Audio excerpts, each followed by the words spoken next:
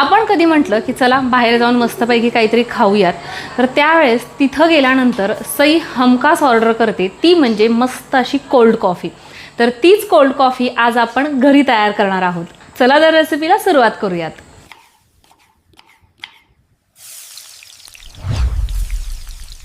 आपली cold coffee cold करण्यासाठी आज आपल्याला मदत करत आहे अगारो रिगल 1.2 लिटर कॅपॅसिटी असणारा 105 वॅटचा हा ॲटोमॅटिक आईस मेकर. हा आईस मेकर आहे. सगळ्यात अगोदर तर हा त्याचा कंट्रोल पॅनल आहे. ज्यावेळेस आपण पाणी टाकतो त्यावेळेस हे ॲड वॉटर म्हणजे तिथं त्याची लाईट चालू होते. त्याचबरोबर जेव्हा याच्यामध्ये बर्फ तयार होतो आणि ते भरतं त्यावेळेस आईस फुल हा ऑप्शन इथं येतो. इथं ऑन आणि ऑफचं बटन आहे. त्याचबरोबर पॉवर आपल्याला कशा पद्धतीचे आईस क्यूब हवेत म्हणजे जसं की स्मॉल आणि लार्ज त्या पद्धतीनं आपल्याला हे सिलेक्ट करायचं आहे. अगदी शॉर्टकटमध्ये याची सेटिंग आहे. खूप जास्त काही बटन नाही आहेत आणि इथं तुम्ही बघताय हे वरचं लीड ट्रान्सपरंट आहे, त्यामुळे आतमध्ये काय चाललेलं आहे हे आपल्याला समजतं. त्यानंतर इथं तुम्हाला जे खाली रॉड दिसत आहेत उभे, तेच रॉड आहेत ज्याच्यावरती आपला बर्फ तयार होतो आणि एका वेळेस 9 आईस क्यूब तयार होतात.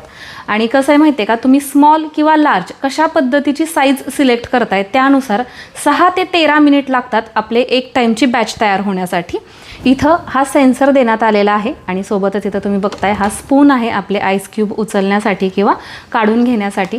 सोबतच अशा पद्धतीची ही बास्केट देण्यात आलेली आहे ज्याच्यामध्ये तयार झालेला जी बर्फ आहे ना तो याच्यामध्ये येऊन पडतो आणि बर्फ अर्थातच तयार होतो पाण्याचा. तर ते पाणी कुठं टाकणार, इथं खालच्या साईडला आपल्याला पाणी टाकायचं आहे आणि इथं त्याची मॅक्सिमम लेवल दिलेली आहे, इथपर्यंत आपल्याला पाणी भरायचं आहे. काय होतं आता पाण्याची वस्तू आहे म्हटल्यानंतर बऱ्याचशा वेळेस आपल्याला ती बऱ्याचशा वेळेस नाही प्रत्येक वेळेस स्वच्छ करून ठेवणं गरजेचं आहे. तर त्याच्यामुळे आपला वापर करून झाल्यानंतर जर याच्यामध्ये काही पाणी शिल्लक राहिलं असेल तर त्याच्यासाठी इथं आपल्याला हे आउटलेट देण्यात आलेलं आहे. इथून तुम्ही त्याच्यातलं एक्स्ट्राचं पाणी बाजूला काढून ठेवू शकता. वापर झाल्यानंतर आपल्याला मशीन पूर्णपणे कोरडी करून ठेवायची आहे. स्पीकरची केबल तुम्ही बघू शकता अतिशय मोठी देण्यात आलेली आहे आणि इथं हा प्लग आहे 16 एम्पियरचा आहे. हे एअर आउटलेट देण्यात आलेलं आहे. जेव्हा कधी तुम्ही मशीनचा वापर करताल ना तर हा भाग भिंतीला चिटकून ठेवायचा नाही, अशा पद्धतीनं मोकळ्या साईडला राहू द्यायचा आहे. याची बॉडी स्टेनलेस स्टीलची देण्यात आलेली आहे. हा वरचा कागद अशा पद्धतीनं आपण सेपरेट करू शकतो. हा कागद काढल्यानंतर तुम्ही आपला आईस मेकर बघू शकता. अतिशय प्रीमियम क्वालिटीचा हा दिसतोय. याचा वापर कसा करायचा हे तर मी तुम्हाला सांगणारच आहे, पण तरीही तुमच्या जर काही लक्षात नाही आलं तर त्याच्यासाठी त्यांनी हे युजर मॅन्युअलसुद्धा दिलेलं आहे. याचासुद्धा रेफरन्स तुम्ही घेऊ शकता. तुम्हाला आता याच्यामध्ये बर्फ कसा सेट करायचा ते दाखवते. सगळ्यात अगोदर आपण हा ट्रे बाजूला काढून घेऊयात आणि याच्यामध्ये मॅक्झिमम लेवल दिलेली आहे. इथपर्यंत तुम्ही पाणी ओतू शकता, त्याच्यापेक्षा जास्त पाणी ओतायचं नाही आहे. पाणी ओतून घेते.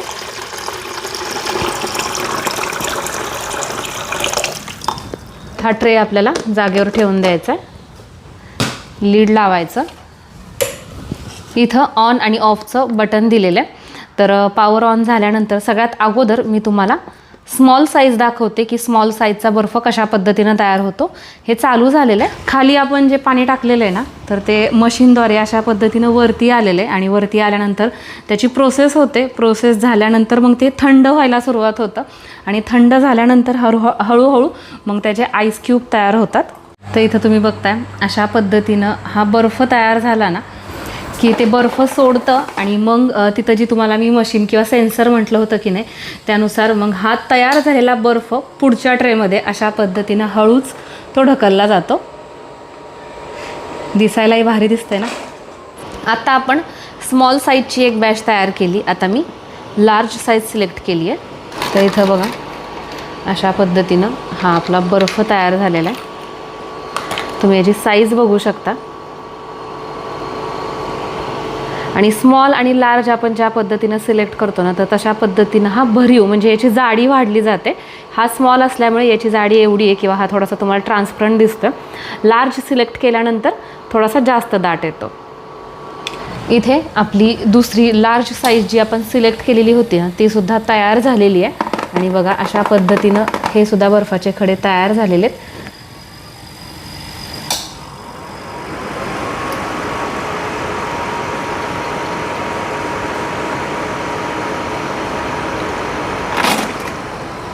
तर इथं बघा मी तुम्हाला आता दाखवते. आत्ता आपली जी लार्ज साईज आहे ना ती ही आहे. तुम्हाला ही जाणवते की ही थोडीशी जाड आहे, थोडीशी भरीव आहे.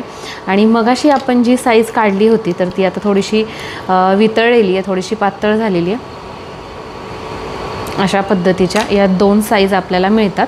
आपण काय करतो आहे, इथं ही 1 चमचा 1 टीस्पून कॉफी आहे आणि याच्यामध्ये 2 टेबलस्पून साखर टाकून घेतो आहे आणि हलकं असं कोमट पाणी साधारण 3 टेबलस्पून. आता आपण हे ब्लेंड करून घेतो आहे.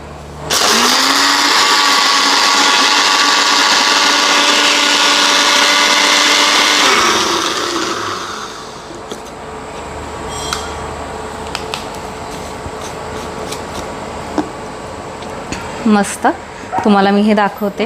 हे अशा पद्धतीनं कॉफी करण्यासाठी आपल्याला कुठल्याही प्रकारचं जे मशीन मिळतं की नाही कॉफी फेटण्यासाठी ते घेण्याची काही आवश्यकता नाही आहे. तुम्ही इथं बघताय मस्त असं हे क्रीमी तयार झालेलं आहे. आता एक दुसरा मी ब्लेंडरचा जार घेतलेला आहे.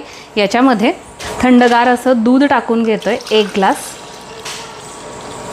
थोडीशी साखर टाकते आहे गोडीनुसार, तुम्हाला कितपत गोड हवं आहे त्या हिशोबाने.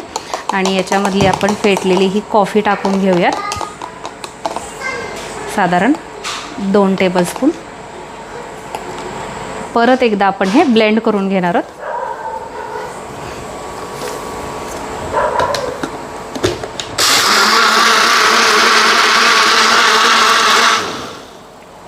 चला तर हे आपलं तयार झालेलं आहे. अर्थातच कोल्ड कॉफी करतोय म्हटल्यानंतर चॉकलेट सिरप हे आलंच. हे अशा पद्धतीनं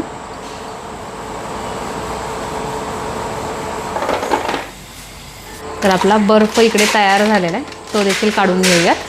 आईस क्यूब आणि याच्यावरती आपण तयार केलेली ही कॉफी.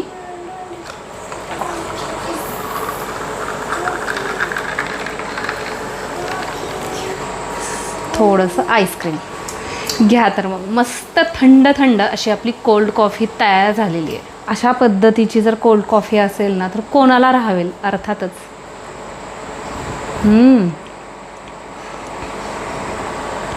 मस्त झालेली, अगदी परफेक्ट. आणि तुम्हाला सांगू का, बऱ्याचशा वेळेस याच्यावरती आईस्क्रीम असतं, काही वेळेस नसतं. पण आईस्क्रीम नक्की टाका. चॉकलेट फ्लेवरचं टाका किंवा कॉफी फ्लेवरचं टाकलं तरीही चालेल. भन्नाट अशी लागते ही कोल्ड कॉफी. आपलं काम झाल्यानंतर याच्यामध्ये जे एक्स्ट्राचं पाणी शिल्लक राहिले ते आपल्याला बाहेर काढण्यासाठी अशा पद्धतीने इथं हे आउटलेट देण्यात आलेलं आहे. आणि हे परत अशा पद्धतीने हे आपण फिट करून घ्यायचं आहे. आता पुढच्या वापरासाठी ही मशीन रेडी आहे. चला तर मग आज मी तयार केलेली ही कोल्ड कॉफी तुम्हाला कशी वाटली हे मला कमेंट करून नक्की सांगा. आणि बऱ्याचदा असं होतं बरं का की आपण घरामध्ये बर्फ सेट करायला ठेवलेला नसतो, अचानक कोणीतरी येतं आणि थंड पदार्थ द्यावे लागतात. तर त्यावेळेस ही मशीन आपल्याला नक्कीच फायद्याची ठरते. तुम्हालासुद्धा जर ही ऑर्डर करायची असेल तर याची लिंक डिस्क्रिप्शन बॉक्समध्ये दिलेली आहे, नक्की चेक करा.